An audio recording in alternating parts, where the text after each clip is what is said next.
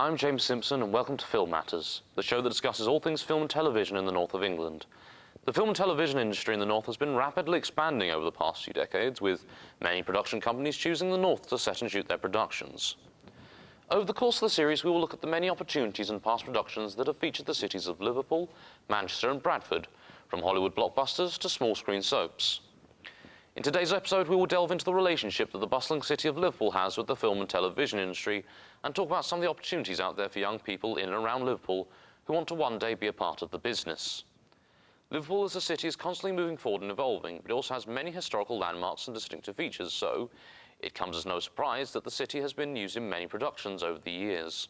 The city has had the opportunity to feature in various well-known films, and to some, you wouldn't know it was Liverpool at all, often portraying cities such as Victorian London, New York, Chicago, and even Russia. But to the well-trained eye, it's easy to spot some of Liverpool's beloved landmarks. The 2009 film Sherlock Holmes, starring Robert Downey Jr., is of course set in Victorian London. However, Liverpool's own Stanley Dock was used in the production instead of the nation's capital. Stanley Dock was built back in 1848. With its imposing red brick buildings and the dark, murky water, the dock was a perfect fit for the Victorian feel of the blockbuster.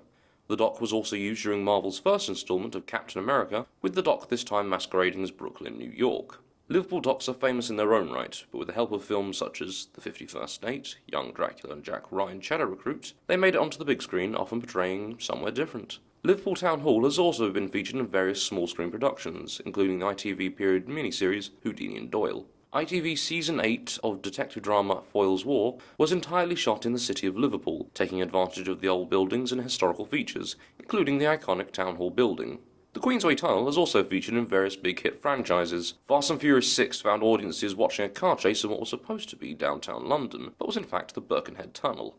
The tunnel was also featured in the penultimate Harry Potter film, Deathly Hallows Part 1. The Harry Potter franchise seems to like shooting in Liverpool, as St George's Hall played host to the team filming Fantastic Beasts and Where to Find Them, the upcoming spin-off from the Harry Potter series. There have been so many locations in Liverpool that have been used in productions that it's impossible to name every one. Some of the other places that have featured many times over include Dale Street, Castle Street and Crosby Beach, to name a few. With many areas across Liverpool obviously catching the eye of location scouts, we had the opportunity to speak to location managers Claire and Faye Newton, who have worked in the north, particularly Liverpool, finding locations for many productions. They're currently on set at St George's Hall, and we had the privilege to go inside to interview them. We are both location managers in the TV and film industry, born and bred in Liverpool, and sisters. Claire got me into the industry. She started first. You got into it through a media degree? I did a media degree over in Sheffield Hallam. Then I came over and did some work experience with a local company called LA Productions that are based up in Kirkdale. I was supposed to be there for 2 weeks during my summer holidays. I was there for 10 weeks. I didn't get any money, but got all my food, all my petrol and everything, and realised that, yeah, this is what I wanted to do. It didn't put me off the long hours, or the fact I didn't get paid for 10 weeks, but it was good. No, I really enjoyed it. It was on Liverpool 1. It was a Samantha Janice, Mark Womack, Liverpool-based police drama from many, many years ago. And then when Faye was at university, I was like, we were doing Alfie, which was the remake of Alfie with Jude Law, and they needed runners. So I said, well, would Faye like to have a go? And she did, and she came, and you got sucked in as well. Because we work on films, commercials and TV dramas, so they're all very different. So, but the main, the very start of it would be to meet with the producers and directors and read the script, and then break down the script into all the different locations, and then start scouting. And then once we found about 3 different options of each location, we could be on a TV drama, there could be 40 different locations to find. We then start taking the director and designer out. Yeah, and we start to whittle it down then to the ones that work well for production, that look great for production, but that we can actually, we can logistically organise and that are available. And then we spend our time we negotiate the fees, we negotiate access. We also have to we speak to any councils that are involved, whether it's Liverpool, Manchester, Wales, wherever else we've sort of been. And we are the liaison between the location and the crew. So we want to give the crew what they want out of that location, but we need to make sure that location, that the crew are behaving and that they stick to their limits and their boundaries within that location, because we sign a legal contract that says we will leave that location as we find it. So we always strive to make sure that happens. Keep an eye on the crew. Make sure that we don't damage anything, we don't leave any rubbish. And as well as facilities, if it's a big feature film, it could be that the amount of, it could be 100 extras in one day, the amount of trucks that come, the amount of artist trailers. So we could have, say, 10 artist trailers. We could have 20 massive 18-ton trucks that come, as well as caterers, somewhere to hold all the extras. So double-decker dining buses to sit all the crew. So we need to find parking for all of that, and parking for crew, parking for extras. So we speak to the council a lot and deal with them and book massive car parking spaces, really. Or private property. Or book parking bays in streets. There's also another element. So if you start to do a period production, that entails, it nearly doubles your work for every department, but locations get hit quite hard with that, in the sense that everything modern has to be covered up, removed. Could be 1920s or 1940s. Well, we've done everything from like 1900s all the way up to modern day and in between. So quite recently we've done quite a lot of period, actually. Yeah, I quite like scouting the period stuff, because you find locations like this, which are quite beautiful. Stephen Polyakov job we've done recently, and that was... It should be coming out on BBC Two soon, actually. They've advertised it. Yeah, and it's they're called Close to the Enemy, and that was all 1940s, supposed to be London. Some of it was meant to be bombed out London. Post-war, yeah, just after the war. And that was a really great one as well, because it was amazing to kind of dig deep and try and find things that we already had quite a lot of locations anyway that we had on our database, because we have over the years built up quite a big database. Well, we've both been doing it, I've been doing it for 19 years, Faye's been doing it for like 16 years now. So so we always think we've found everything, don't we? And then when there's a location that comes up that we've never used, or we've not had that scripted before, it's like, ooh, like tunnels, we had to find some tunnels under Liverpool. We've been in every so possible tunnel in Liverpool you could imagine, and you know what? None of them worked. So where did you go in the end? Let's go to Salford or Bolton. No, there was quite a few different options, but it was all vehicle access and things like that. So we did go to one in Oldham in the end, but we've got some other a million different tunnels on our database now. But unfortunately, at this point, we couldn't keep it here, so it had to go. It's very hard work. I'm not even going to lie to you. Minimum hours on a shoot day is 12. If you're talking about locations, we are there a good couple of hours before everyone else turns up. We need to make sure that everything's parked up, everyone has access, the caterers are all parked up, cooking the breakfast, you know, lots of different things. The artist rooms are set up, the extras rooms are set up, the bins are out, all those sort of glamorous things. And then we are there afterwards to make sure this location goes back to the way it should be. D-rig afterwards. But that's another part of our job, is we've got to make sure that everything is health and safety. We're on it. We have to do risk assessments. The first assistant will do risk assessments as well, but we have to provide our own for certain locations. And this is quite a contained location today, but Well, I got into the industry through doing work experience, and I met a ton of people, just kept working. I worked for free, but only to a certain point. And I think that massively helped me. I just worked really hard. I just proved myself, because I know there's a lot more people that want jobs in comparison to how many jobs there are. Yeah. That's what we've kind of noticed. And over the years, that supply and demand, it gets even... Yeah, and then Claire got into it again through work experience. Yeah, I can't emphasise enough, if you can get... It is hard to get some work experience, and you will... Yeah. I sent off 50 requests to get work experience, and I think 2 people replied, and I got no work experience out of that. And the only way that I did, many years ago, someone I knew had written scripts for Brookside, and they knew Colin McEwen, who's LA Productions. They asked him if he could give me a couple of weeks work experience. He was like, yeah, he was very kind and very happy to let me do that. So I came in and did that, and that's where I did the 2 weeks. Then it led to 10 weeks, and I was given to the location manager. So when I went back to university and did my third year, as I was finishing, the location manager of that previous job gave me a call and said,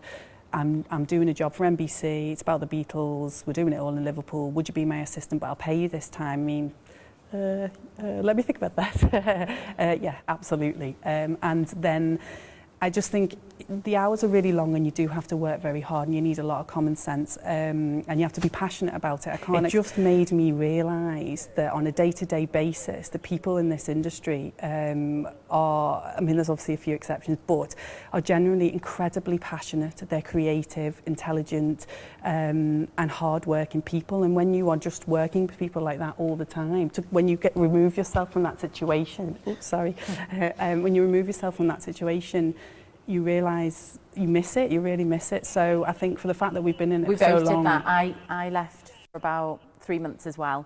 I'd just done job after job after job, which was great, but the hours are so long and I was working probably every weekend as well, because when they were commercials as well, so it's like one day here, can you just do this one day added on to your 6-day week already, and job after job. And because we're freelance, it was...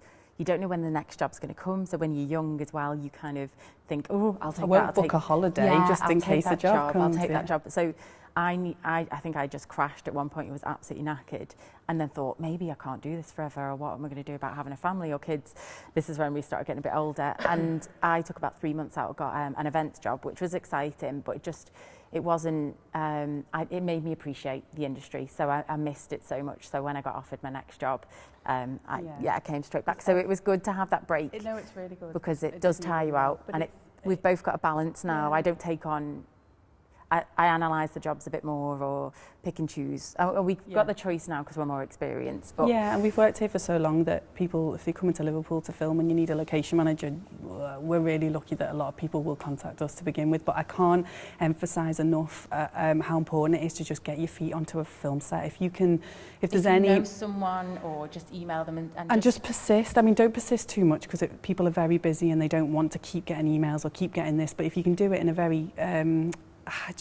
diplomatic way. If there's a way that you can get yourself onto a film set, that is the best way to learn. And help as much as you can, because I think Claire, when I did my first work experience, she sat me down. She knew me as a sister, and she knew I probably wouldn't do things as a sister if she asked me to. But as she knew I was going on set, she was like, "Don't you dare embarrass me. When you come,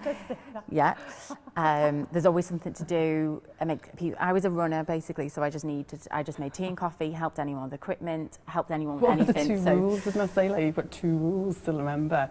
The 2 rules of the set. Don't sit down. Never sit down, and there's always something to do. So if you're standing around and you think, "Oh, I've nothing to do," ask somebody. And I do say that you should start as a runner, because even if you don't want to be in the assistant director department, if you don't want to be in the AD department, it doesn't matter. It gives you knowledge of all the different departments, because you are running around, as in running around, helping all the different departments. So even if at one point you thought you wanted to be in cameras, when you start as a runner, you might be going, "God, that sound department's really interesting." Like, or I'm not saying you're going to go from cameras to costume and makeup, or one day someone might go, "Oh, I want to be in locations." Well, you get to see what all the departments do, and then you can decide what you'd like to do. Or you can end up then picking their brains really and saying, "I'd like to help you my next job if you need anyone." So if you can get yourself some work experience and then get yourself a runner, then you're winning. You're on your way, basically. And I know, and Liverpool is well, it's always busy. I mean, there's quiet periods over Christmas where, in the winter where there's not a lot of daylight, the weather's very cold, there's a lot of public holidays that people have to adhere to, so production generally want to wind down before Christmas comes, and then January they'll start up again. So as a freelancer you will be winding down around those times, but Liverpool's really busy, so once your foot's in the door, as they say, you sort of, and you work hard and you've got some common sense, and driving, if anyone can drive and has their own car, I can't tell you how important that can be. I wouldn't have got the job if I didn't have a car. We need to drive and scout, or even just locations. But even you don't know where the location's going to be, so you could be.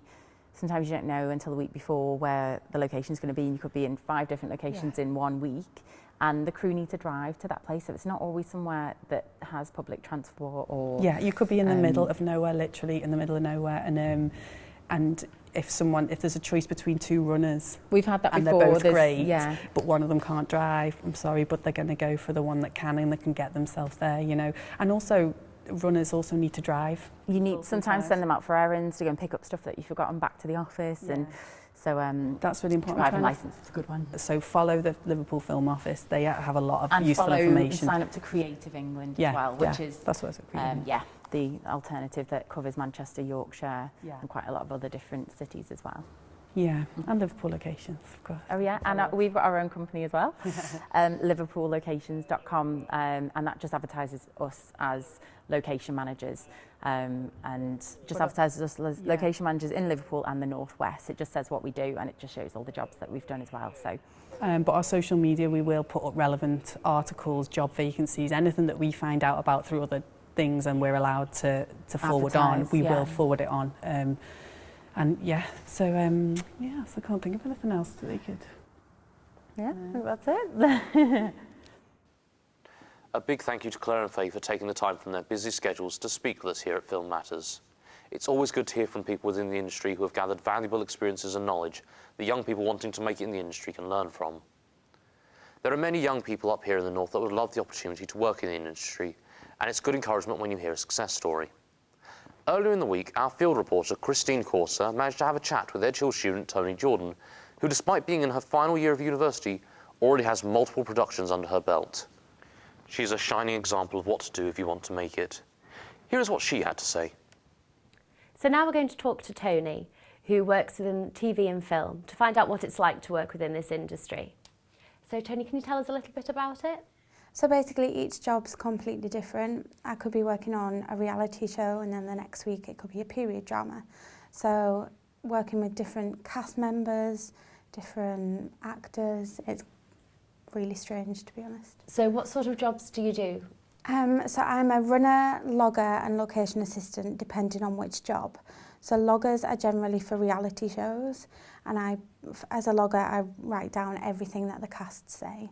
So sometimes that's not all good, and it's very, very weird to be listening to people and having to write it all down.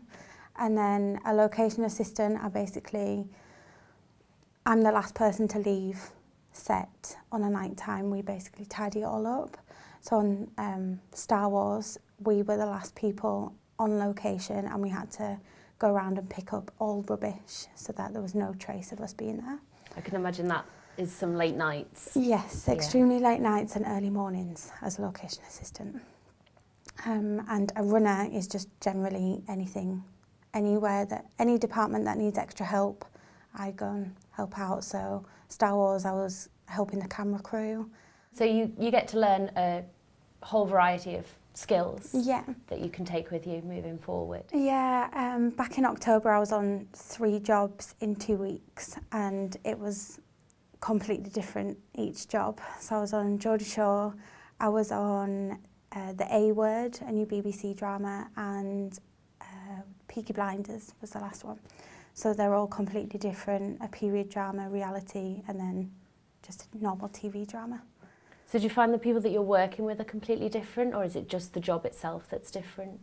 The people that I work with, they tend to stick together on certain jobs. So when you do change job, you can tell that they've had experience in, say, reality or TV drama. You can tell who has experience in what area. So what got you interested in the first place in this industry then? Basically, I started off in photography and I went to art college, ended up doing an art and design course because I thought photography was that, but it never ended up like that. So I swapped to media production and then it just progressed and then came here to study for 3 years, film and TV production. So has this opened any other doors for you? Yeah, basically I started on 1 series of Geordie Shore and now I'm on my 3rd. So my next series will obviously be my 4th. Also the Star Wars, the location manager put me in contact with a woman in Liverpool called Faye and she got me on Hollyoaks and Close to the Enemy. So it's all about contacts, people knowing each other. And having a good reputation. Yeah. Yeah, doing well with yeah, your job. doing the job well. So what advice would you give to other people that want to get into the same industry? Basically persistence. Literally, Geordie Shore, I went to a networking session in Manchester and the head of production for Line Pictures was there and I basically just approached him afterwards. said, I live 45 minutes away from Newcastle if you need anyone. Started emailing him a few months later. He wasn't replying, so I just kept emailing, and then I got an interview and got the job.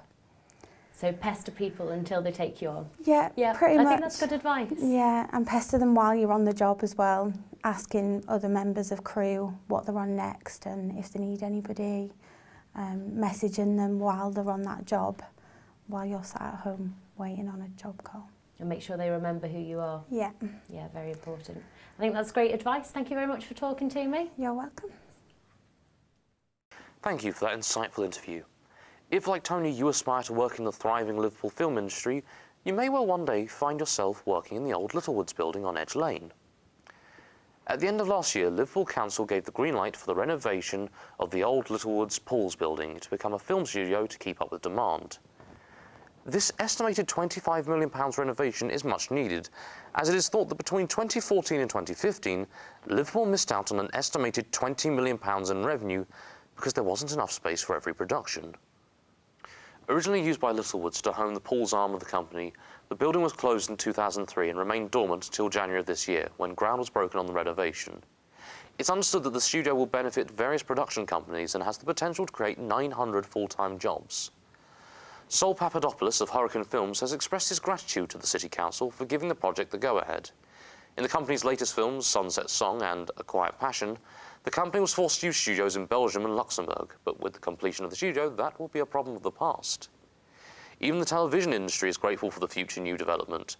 Lime Pictures, the company behind Channel 4 soap opera Hollyoaks, is also expected to make use of their studio, adding to their current studio in Chilwell. Liverpool not only provides the locations for various productions, it also houses many exhibitions to inform people of the history of the film industry in the city. The Museum of Liverpool is currently showing Real Stories, an exhibition dedicated to displaying an impressive collection of film posters that have either been set or filmed in the Liverpool area. The exhibition explores the city's relationship with the silver screen throughout the years. Real Stories offers museum goers a chance to travel back in time and look at the various films that Liverpool has had the privilege of being a part of. The 40-plus posters that feature in the museum range in genres and categories, from looking at films that have featured Liverpool's famous waterfront to exploring the many crime and detective movies that have used Liverpool in the past. Very few cities are instantly recognisable on screen. Liverpool ranks alongside the likes of New York, Los Angeles and London. It's testament to the number and range of films made here that Liverpool has embedded its architecture, landmarks and characters in the minds of moviegoers. Assistant Mayor and Cabinet Member responsible for the Film Office, Councillor Wendy Simon, also commented on the same press release. She stated that the Real Stories exhibition is set to be a fantastic exhibition and will give a taste of the breadth of films in which Liverpool has taken a starring role. Paul Gallagher, who is the acting senior curator of urban history for the Museum of Liverpool, has recently spoken about the new exhibition in a press release. The exhibition is set to stick around for a while, having opened in March and not closing until September of 2017, giving museum goers plenty of opportunity to explore the wonderful collection. Liverpudlians and anyone else who ventures into the museum can also express their feelings for the world, to see with the hashtag #RealStories on Twitter, allowing people to share their thoughts and feelings online. Liverpool has played such a big part in the film and television industry, with more than 6,000 productions being filmed since the Liverpool Film Office opened in 1989. With the new studio developments and bigger blockbusters and much-loved shows choosing to use Liverpool and other northern cities, the number of productions will hopefully continue to rise. In today's episode, we have explored different sides of the industry in the northern city of Liverpool, from locations to success stories, as well as current employees of the industry. Next week, we're going to be looking to the city of Manchester, the opportunities out there for young aspiring filmmakers, and making the most of Media City. Thanks to everyone who was a part of today's show, and thank you for watching Film Matters. Goodbye.